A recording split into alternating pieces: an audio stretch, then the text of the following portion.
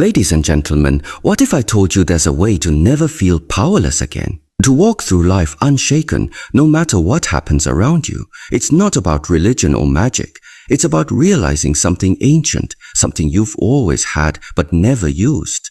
And if you ignore this, you will keep feeling like life happens to you, not for you. Most people live reactively. Something bad happens, they panic. Someone insults them, they crumble. But there's another way. Imagine acting as if every moment. Every challenge is guided by an unshakable force within you. Not luck, not chance. You.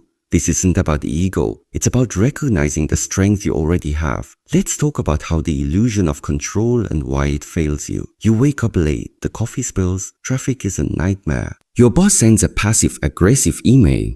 The news reports another crisis. By noon, you're already exhausted, frustrated, wondering why the universe seems to hate you. But here's the truth. The universe doesn't care. It's not personal. The problem isn't what's happening. It's where you've placed your focus. Most of us spend our days like sailors screaming at the wind. We clench our fists at red lights, rehearse arguments in the shower, obsess over things we can't change. We think if we worry enough, we'll somehow control the outcome. But worry is just imagination wasted. It's the mind's way of pretending it has power over the uncontrollable. And the more we chase that illusion, the smaller we feel. There's an old story about the farmer. His horse runs away. His neighbor says, "What bad luck," the farmer replies. Maybe the next day the horse returns with 3 wild horses. The neighbor says, "What good luck," the farmer says. Maybe. Later, the farmer's son tries to ride one of the wild horses and breaks his leg. The neighbor groans. "What bad luck," the farmer shrugs. Maybe. Soon after, soldiers come to draft young men for war. But the son's broken leg saves him. The neighbor is amazed. The farmer just smiles. The lesson isn't about luck. It's about perspective. The farmer didn't waste energy labeling things good or bad. He didn't celebrate or despair. He simply observed, he adjusted. That's real control. Not over the world, but over your own mind. So how do you practice this? Start small. Next time you're stuck in traffic, notice the tension in your hands on the wheel. Breathe. Ask yourself, is my anger moving this car? Then laugh, eh? That laugh is your first act of true power. You've just taken back control, not of the traffic, but of you. Or when someone insults you, your first reaction might be to fire back to prove them wrong. But pause, ask, what would happen if I didn't react at all? Watch the insult like a leaf floating past on a river. It's not yours to carry. The moment you stop needing to defend yourself, you become unbreakable. This isn't passivity, it's strategy. Think of a martial artist. They don't resist their opponent's force, they redirect it. Your co-worker's rude comment, redirect it. Don't absorb it, the delayed flight. Redirect it. Use the time to read, to think, to. The more you practice this, the more you realize the only thing you ever needed to control was your attention. And here's the secret, no one tells you. When you stop fighting the wind, you start feeling its direction. You begin to see patterns. How certain thoughts lead to certain emotions, how certain reactions lead to certain results. That's when you become the farmer. That's when you say, make the mirror test. Who do you see? You stand in front of the mirror every day. You fix your hair, check your face, maybe criticize a flaw. But have you ever really looked at who's looking back? Not the face, the being behind it. Most people see a collection of accidents, a product of their parents, their past, their mistakes. They say, I'm like this because of what happened to me. And so they stay small, waiting for the world to apologize, to change, to give them permission to be happy. But what if you saw something else? Imagine looking into the mirror and seeing a force. Not a god in the religious sense, but something unshakable. A presence that doesn't flinch at chaos. How would that change the way you walk into a room? How would it change the way you handle loss? Here's a practice. Next time you're stressed, pause, close your eyes, picture your reflection, but not as you normally see it. See it as the strongest, calmest version of yourself. Notice the posture, the gaze, the quiet certainty. Now ask, what would this version of me do right now? You'll often find the answer isn't dramatic. It's simple. Breathe. Wait, speak softly. Walk away. The strongest actions are usually the quietest. This isn't about pretending. It's about remembering. You've had moments in your life, maybe just flashes, where you were that person. Maybe in a crisis when you surprised yourself with your own calm. Maybe when you forgave someone and felt lighter than expected. Those weren't flukes, they were glimpses of your real nature. The more you practice this, the more the mirror becomes a tool. You'll start to catch your reflection in windows and phone screens. And instead of judging your appearance, you'll check your energy. Am I aligned right now? And if not, you'll adjust. This is why ancient traditions speak of the divine within. Not because we're gods, but because we're capable of godlike strength if we choose to act from it. So tonight, try this. Before bed, stand in front of the mirror. Don't look your skin, your wrinkles, your scars. Look through them. See the you that doesn't the you that's always been there, even when you forgot. Then ask, what's one thing I'll do tomorrow as this version of myself? The answer might surprise you. It's usually something small but profound. Call a parent and really listen. Donate something you've been holding. Sit in silence for 5 minutes instead of reaching for your phone. That's how you build this. Not through grand gestures, but through daily choices. And one day you'll realize the person in the mirror isn't someone you're trying to become. It's who you've always been. The 3-second rule for instant calm. There's a space between what happens to you and how you react. Most people never notice it. They get cut off in traffic. Rage explodes instantly. Someone criticizes them. Their stomach tightens before the reaction isn't a choice. It's a reflex like a knee jerking when tapped. But what if you could stretch that moment? What if instead of being a prisoner to your first impulse, you could pause just long enough to decide who you want to be in that situation? That's what the 3-second rule is for. It's not complicated. When something triggers you anger, fear, insecurity, you stop. Not for an hour, not even for a minute, just 3 breaths. Inhale, exhale, inhale, exhale, inhale, exhale. And in that tiny window, you ask one question. What would someone with unshakable inner power do right now? Not what you want to do. Not what your emotions are screaming at you to do, but what the strongest, calmest version of yourself would choose. At first, this feels unnatural. Your mind will resist. It will say, this is stupid. Just yell. Just back. Just give in. That's because your brain is wired for survival, not wisdom. Survival reacts. Wisdom responds. And the only way to rewire it is through repetition. So you practice. Your boss sends a frustrating email. Instead of firing back, you take 3 seconds, breathe, ask the question. Maybe the answer is wait an hour before replying. Maybe it's ask for clarification instead of assuming malice. The action doesn't matter as much as the pause. That pause is the birthplace of real power. Or someone insults you, the old you would snap back or shrink or spend the next 3 hours replaying the moment. But now you pause 3 seconds, and in that space you realize something. The insult only has power if you give it power. So you let it pass like a cloud. You might even smile, not because you're weak, but because you're free. This isn't about suppressing emotions, it's about not letting them drive.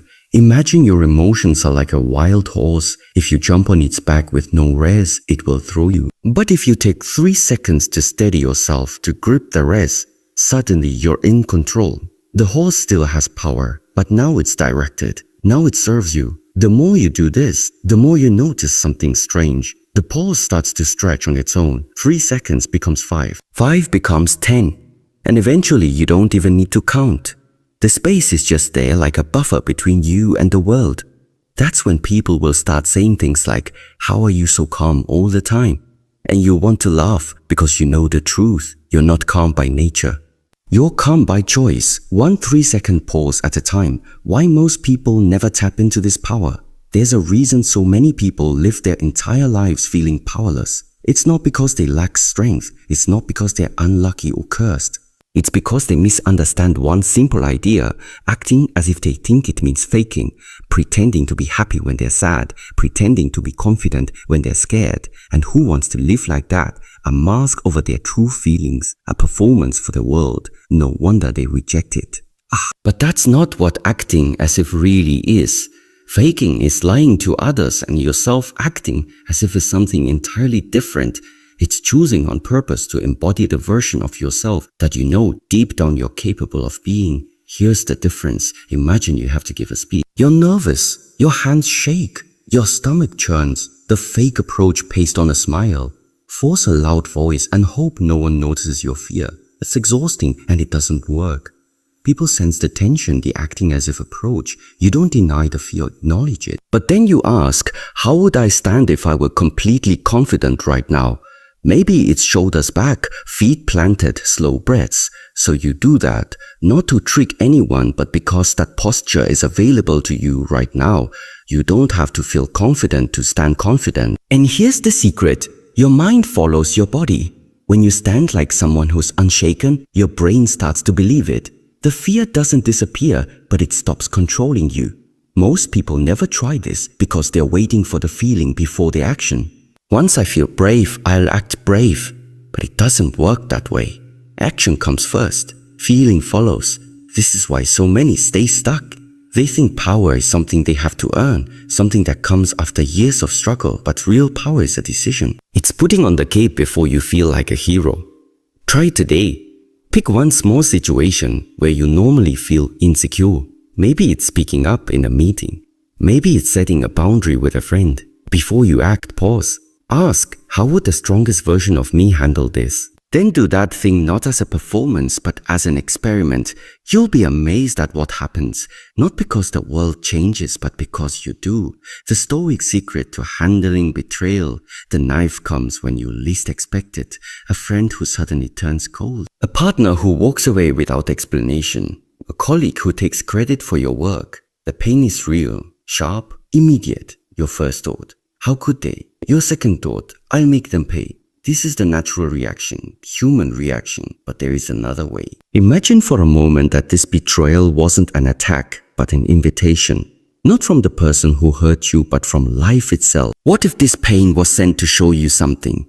Not about them, but about you, about what you're truly made of. The ancient teachers understood this. They saw betrayal not as something to be avenged, but as the ultimate training ground. When someone strikes you, they give you two gifts. The chance to practice forgiveness and the opportunity to discover just how unbreakable you can be. This doesn't mean pretending it doesn't hurt. It's denial. It means feeling the pain fully. Then asking, what does this moment require of me not? What do I want to do? That's the child's response. But what would my higher self do? The answer is never revenge. Revenge is just another form of slavery, chaining yourself to the person who hurt you. True freedom comes when you realize their actions say everything about them and nothing about you. Here's how to practice this. Next time betrayal cuts deep, pause, breathe. See the situation as if you're watching a play. The other person is simply acting according to their nature. Just as a scorpion stings or a snake bites, they couldn't have acted differently because at that moment that's who they were. Now ask yourself, what lesson is hidden here? Maybe it's teaching you to trust more wisely. Maybe it's showing you where you've been giving your power away. Maybe it's simply revealing how strong you really are when tested. The person who hurt you may never apologize. They may never understand what they've done. But that's not your concern. Your concern is this. Will you let this moment make you bitter or better? Will you use this pain as fuel for growth or as an excuse to shrink? This is the secret the great teachers knew. The people who hurt us are our greatest instructors. They show us where we're still attached, where we're still weak, where we still seek validation from outside rather than finding it within. So when betrayal comes, and it will, don't waste time plotting revenge. That only gives the hurt more power over you.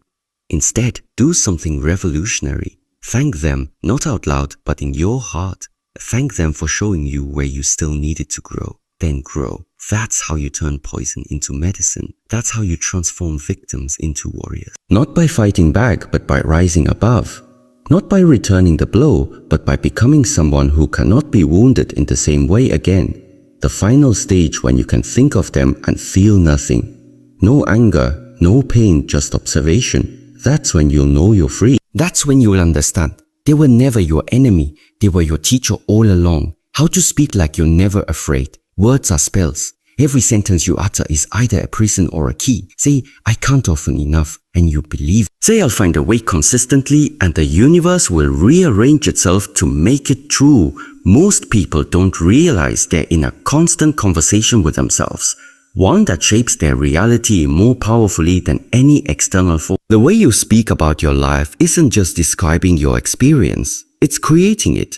Think of your mind as fertile soil. Every word is a seed. Plant I'm so unlucky and watch misfortune grow. Plant challenges make me stronger and witness resilience blossom. This isn't positive thinking. It's linguistic alchemy. Start noticing your habitual phrases.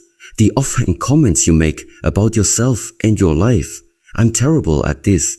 Nothing ever works out for me. I always mess up. These aren't just words, they're programming, and like any program, they determine your output. The shift begins with awareness. For one day, carry a notebook. Write down every negative or limiting thing you say about yourself or your situation. Don't judge, just observe. You'll likely be shocked at how often you reinforce your own limitations through speech. Then begin the rewiring. For every negative phrase, create an antidote. I'm so stressed becomes I'm navigating challenges with calm. This always happens to me becomes I'm learning to respond differently. I can't handle this becomes I'm discovering my capacity. This isn't about lying to yourself. If you're terrified, don't say I'm fearless. That creates inner conflict. Instead, say I feel fear and I'm moving forward anyway. That's authentic power. Your voice has physical power too. Notice how you speak when afraid, quick, shallow, high pitch. Now recall how you speak when confident, slower, deeper. From the diaphragm, one triggers stress hormones, the other triggers strength. Practice each morning, stand tall. Breathe deep into your belly. Speak one sentence aloud in your most powerful voice. Today I meet whatever comes with calm and clarity. You'll try to remember what it felt like to be so easily shaken, so quick to doubt yourself, so certain that everything was fragile and temporary, and one day you'll realize the memory is slipping away. It will feel like recalling an old dream, hazy at the edges, losing its emotional weight as if it belonged to someone else entirely. That's the quiet miracle of true change. It doesn't arrive with a dramatic trumpet blast or a single lightning bolt moment where everything shifts overnight. Instead, it unfolds like the slow turning of the seasons, barely noticeable in the moment, undeniable in hindsight. Real change doesn't demand that you become someone brand new. It doesn't insist you abandon who you are to step into some distant version of yourself. No, real change works by stripping away the noise, the layers of expectation, the stories you've been told about what you can or cannot do. It is less about adding and more about uncovering, revealing the person you were before the world handed you a script and told you to play along. That authentic self has always been there, waiting beneath the fear, the self-doubt, the endless performance for approval. And so, when students ask how they'll know if their practice is working, you won't hand them a checklist or some rigid measurement of progress. You'll simply smile and say, you'll know when you stop asking. Because the very act of constantly questioning, am I growing? Is this working? Am I changing fast enough? Comes from the old self, the one tangled in impatience and insecurity. The new self, the truer self, doesn't obsess over progress. It simply lives the change until one day, the anxiety that used to roar inside you is silent and you can't even remember when it left. But here's the secret. It starts small. Always small. You don't overhaul your life in one grand gesture. You start with something as simple as the 3-second rule, the decision to act before fear talks you out of it. 3 seconds to speak up. 3 seconds to take the first step. 3 seconds to interrupt the old pattern before it swallows you again. And then you change your words. Because words shape reality. Not just the reality others see, but the one inside your own head. Replace I can't with I'm learning. Swap I'm stuck with I'm practicing patience. Tiny shifts in language carve new grooves in your thinking, and those grooves become new roads for your life to follow. Do this day after day, choice after choice. And one morning you'll wake up realizing the old dream of fear and doubt has vanished. And you'll smile because you didn't become someone else. You simply uncovered who you were all along.